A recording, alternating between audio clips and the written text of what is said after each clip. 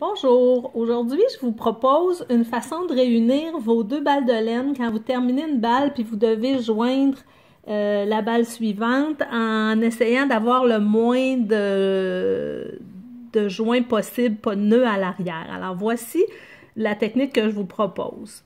Vous venez croiser vos fils sur plus ou moins 10 cm.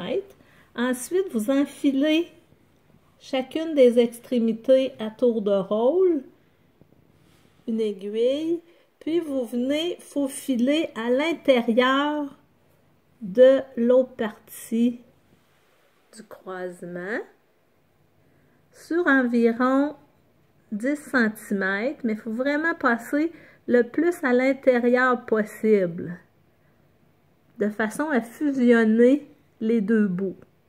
Alors, j'enfile ça, environ 10 cm. Je passe à l'intérieur et je tire. Mais je m'organise pour couper le petit bout excédent légèrement plus court de façon à ce que le fil ne retrousse pas, rentre à l'intérieur. Alors, j'ai une moitié de fait, comme vous voyez ici. Je m'en viens faire tout simplement l'autre côté. Et ça fait une fusion de nos deux balles qui est extrêmement solide puis qui est très peu apparente.